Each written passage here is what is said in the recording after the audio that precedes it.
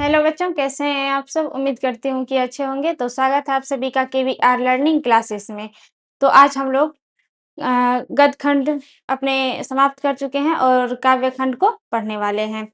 तो पिछले वीडियो में हम लोग जो है 2 पाठ को खत्म कर चुके हैं और आज तीसरे पाठ को पढ़ने वाले हैं। तो हम लोगों का जो है तीसरा पाठ वो क्या है कि अति सुधो पाठ हम लोगों का है। अति सुधो स्नेह को मार्ग है, मो आंसू वाहिनी वानी ही ले बरसो। क्या है हम लोगों का पाठ कि अति सुधो स्नेह को मार्ग है, मो आंसू वानी ही ले बरसो। और इनके जो रचनाकार है वो कौन है? घनानंद जी। इनके रचनाकार कौन है? घनानंद जी। तो हम लोग अपने ये जो इस पाठ के रचनाकार है घनानंद जी, इसके परिचय के बारे में सबसे पहले हम लोग कुछ जानकारी लेते हैं, उसके बाद प्रश्न की ओर चलेंगे। तो घनानंद जी का जन्म जो है वो 1689 ईस्वी में हुआ था और ये एक गायक और श्रेष्ठ कवि भी माने जाते हैं। तो ये एक, अगर आप लोगों से पूछा जाए कि ये किस युग के कवि थे, तो ये रीतिकालीन और रीति युगीन कवि थे। आप लोगों को ये याद रखना है कि रीति काव्य धारा के ये एक सिमोर कवि थे। तो आप लोगों को ये बात ध्यान में रखना है। तो हम लोग अपने प्रश्न की ओर चलते हैं। तो आइए हम लोग अपना प्रश्न देखते हैं आज का पहला।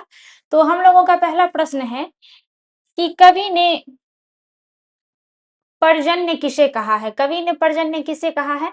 तो पहला ऑप्शन क्या है? कृष्ण को। और दूसरा क्या है? सुजान को। और तीसरा ऑप्शन क्या है? बादल को। और चौथा हवा को। तो कवि ने पर्जन्य किसे कहा है? बादल को कहा है। तो सी नंबर ऑप्शन आप लोगों का सही हो जाएगा, बादल। अब अगले प्रश्न की ओर हम लोग बढ़ते हैं। तो हम लोगों का अगला प्रश्न क्या है कि अति सुधो स्नेह को मार्ग है, जहां नेकु शयानप बौक नहीं। यह पंक्ति किस कवि की है? तो पहला ऑप्शन क्या है? गुरु नानक। और दूसरा ऑप्शन क्या हो जाएगा? प्रेमघन। तीसरा ऑप्शन रसखान। और चौथा क्या है? घनानंद। तो इस पाठ को हम लोग पढ़ रहे हैं तो हम लोगों को पता होना चाहिए कि इस पाठ के जो लेखक है वो कौन है? घनानंद जी है। तो बिल्कुल हम लोगों को पता है। तो ये किस कवि की है? तो ये घनानंद की है। क्या हो जाएगा सही उत्तर? घनानंद की। कि अति सुधोष्णी कुमार है, जहां नेकु शयानक बौक नहीं, बाक नहीं या बौक नहीं। यह पंक्ति किस कवि की है? तो घनानंद की हो जाएगी। तो अब हम लोग अगले प्रश्न की ओर चलते हैं। और तीसरा प्रश्न हम लोगों का क्या है कि मो आशु वानी ही ले बरसो कौन कहते हैं? मो आशु वानी ही कौन ले बरसो कौन कहते हैं? पहला ऑप्शन क्या है? रसखान। और दूसरा ऑप्शन क्या है? गुरु नानक। तीसरा ऑप्शन घनानंद। और चौथा क्या है? दिनकर। तो हम लोगों का जो है सही उत्तर क्या हो जाएगा इसमें? घनानंद। घनानंद जी ही कहते हैं कि वो आशु वानी ही ले बरसो। ये जो है घनानंद जी का पंक्ति है। अब अगला प्रश्न हम लोगों का क्या है? 4 नंबर प्रश्न कि वियोग में सच्चा प्रेमी जो वेदना सहता है, उसके चित्त में जो विभिन्न तरंगे उठती है, का चित्रण किसने किया है? कि वियोग में जो सच्चा प्रेमी जो वेदना को सहता है, उसके चित्त में जो विभिन्न तरह की तरंगे उठती है, इसका चित्रण किसने किया है? यही प्रश्न पूछ रहा है कि किसने किया है इसका चित्रण। तो पहला ऑप्शन क्या हो जाएगा? घनानंद ने। और दूसरा ऑप्शन क्या है? अनामिका ने।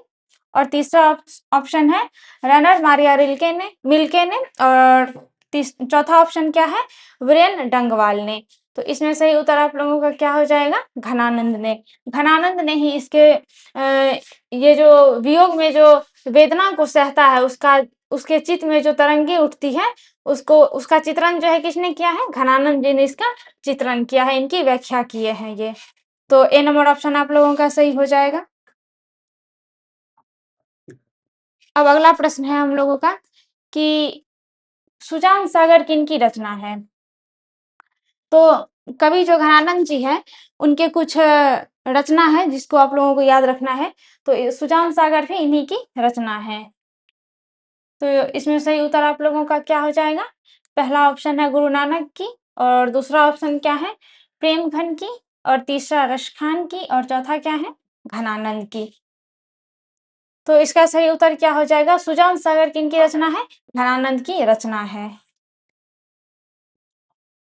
तो डी नंबर ऑप्शन आप लोगों का सही हो जाएगा।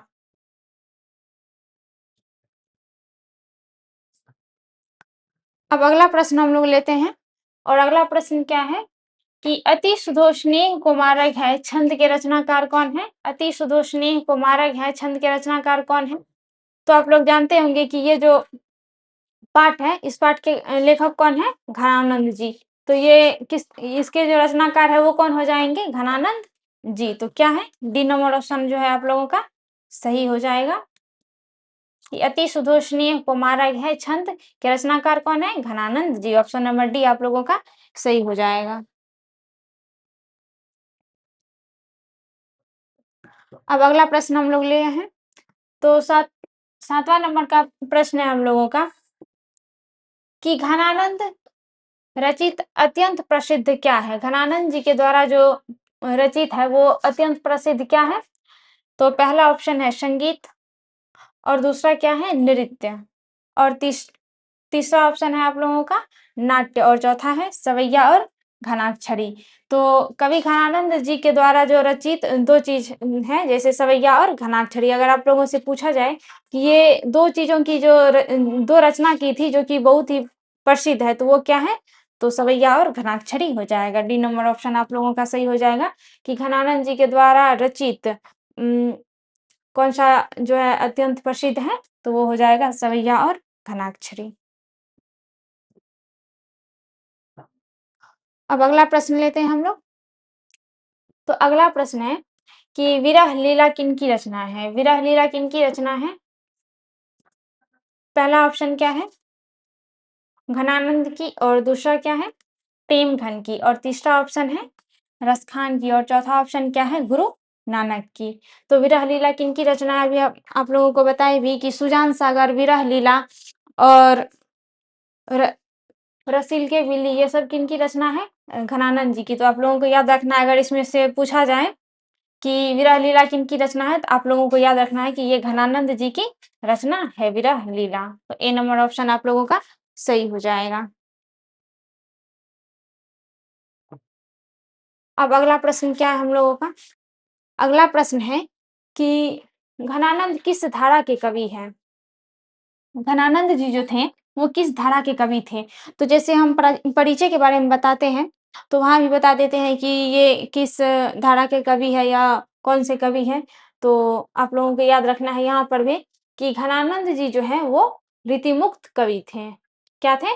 रीतिमुक्त कवि थे। रीतिमुक्त धारा के कवि थे। अगर देखिए अगर यहाँ पे चैप्टर वाइज पढ़ाया जा रहा है तो आप लोगों को तो यहाँ पे अच्छे से आप लोग इस प्रश्न का जो है उत्तर दे सकते हैं, लेकिन एग्जाम में जो है वहाँ पे चैप्टर वाइज नहीं पूछा जाता है, वहाँ सभी चैप्टर को मिला करके प्रश्न दिया हुआ रहता है। तो आप लोगों को ध्यान में रखना है कि इसका सही उत्तर क्या हो जाएगा और किसी भी चैप्टर से किसी भी लेखक के बारे में अगर पूछा जाए या उससे संबंधित जो भी प्रश्न पूछे जाए आप लोगों को, पिछले वीडियो में भी हम सारे चैप्टर के बारे में, सारे कवि के बारे में या लेखक के बारे में जो है उनके रचना उनके द्वारा कौन कौन सी रचना जो है रचित है और उनके परिचय के बारे में सब कुछ बता चुके हैं। तो आप लोग ध्यान से जरूर उनको भी देख लीजिएगा और इस पाठ के रचनाकार जो है उसको भी याद रखिएगा कि घनानंद जी है और ये एक रीतिमुक्त कवि है, रीतिमुक्त धारा के जो है कवि है। तो ऑप्शन नंबर इसका ए सही हो जाएगा कि घनानंद किस धारा के कवि थे? तो रीतिमुक्त धारा के वो कवि थे।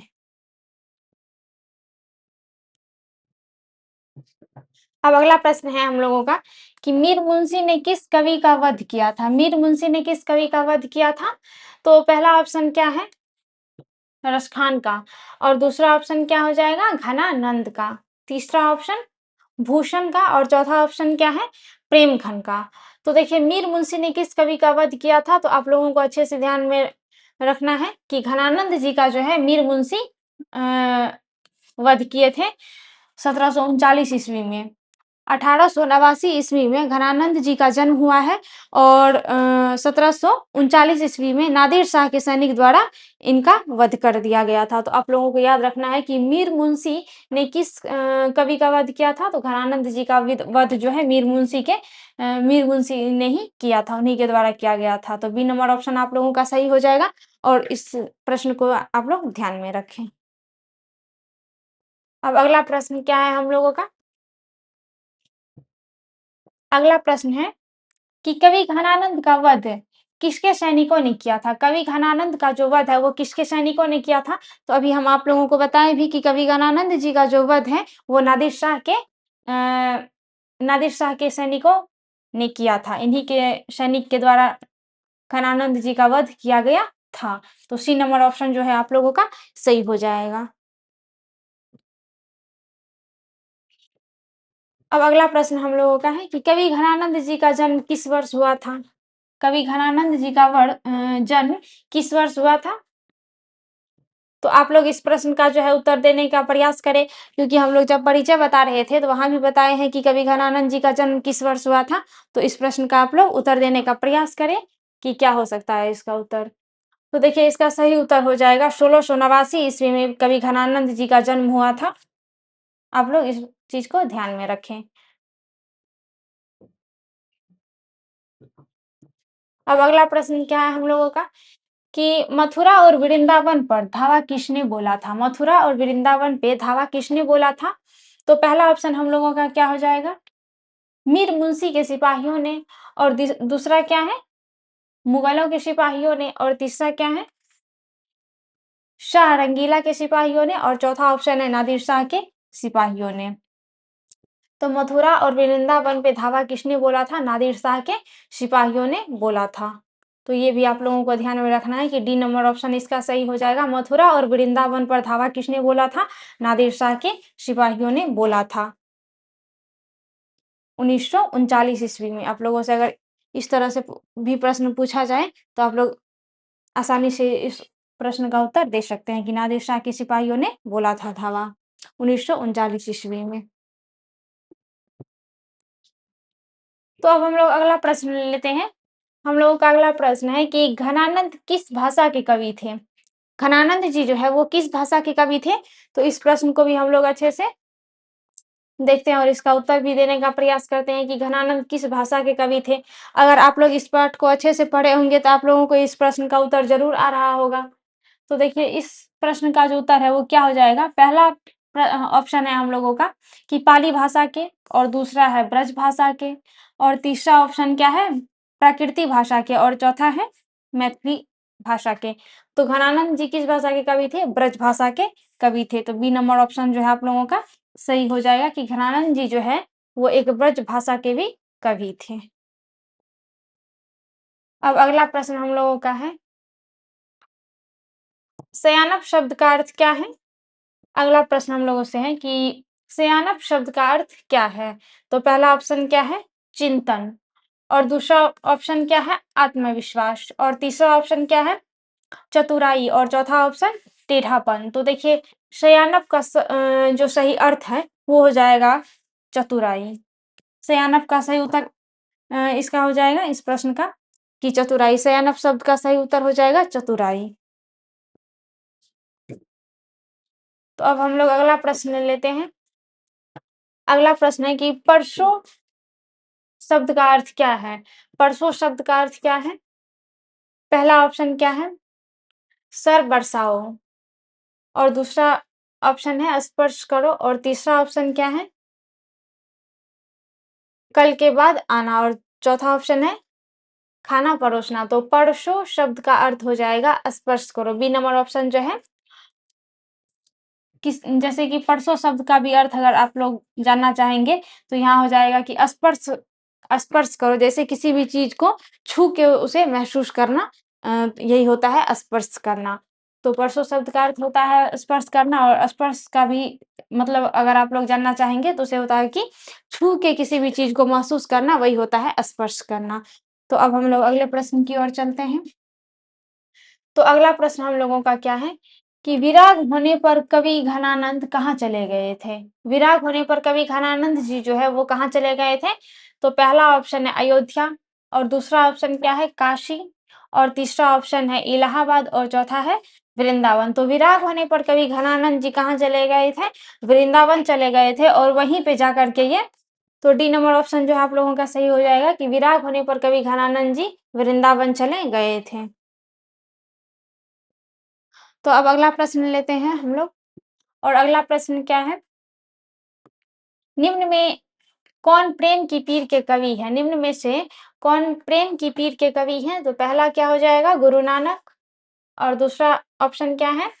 रश खान और तीसरा ऑप्शन है घनानंद और चौथा है सुमित्रा नंदन पंत जी। तो निम्न में से कौन पीर के प्रेम की पीर के कवि हैं? घनानंद जी। आप लोगों का सही उत्तर हो जाएगा क्या? सी नंबर ऑप्शन घनानंद जी।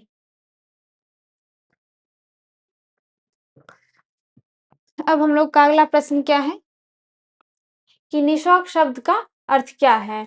निशांक शब्द का अर्थ क्या है? तो पहला ऑप्शन क्या है? शंकायुक्त और दूसरा ऑप्शन क्या है? शंका मुक्त और तीसरा ऑप्शन है चेतावनी और चौथा ऑप्शन है सच्चा मन। तो निशांक शब्द का जो सही अर्थ है वो हो जाएगा शंका मुक्त। जैसे शंका मुक्त का भी अर्थ क्या होता है कि जैसे किसी भी व्यक्ति को किसी बात का संदेह है, शक है, उस बात पे शंका है, तो उसी को कहा जाता है शंका मुक्त। कि अगर उस व्यक्ति को किसी भी बात पे निसंदेह है, वो उसको शंका नहीं है, मन में कोई द्वेष नहीं है किसी भी बात के कारण, तो उसे ही कहा जाता है शंका मुक्त। उस बात पे शंका नहीं है। तो बी नंबर ऑप्शन क्या हो जाएगा आप लोगों का सही कि निशांक शब्द का अर्थ क्या होता है? शंका मुक्त। तो आज के लिए इस पाठ में बस इतना ही और मिलते हैं अब अगले चैप्टर के साथ अगले वीडियो में। तब तक के लिए आप सभी को धन्यवाद।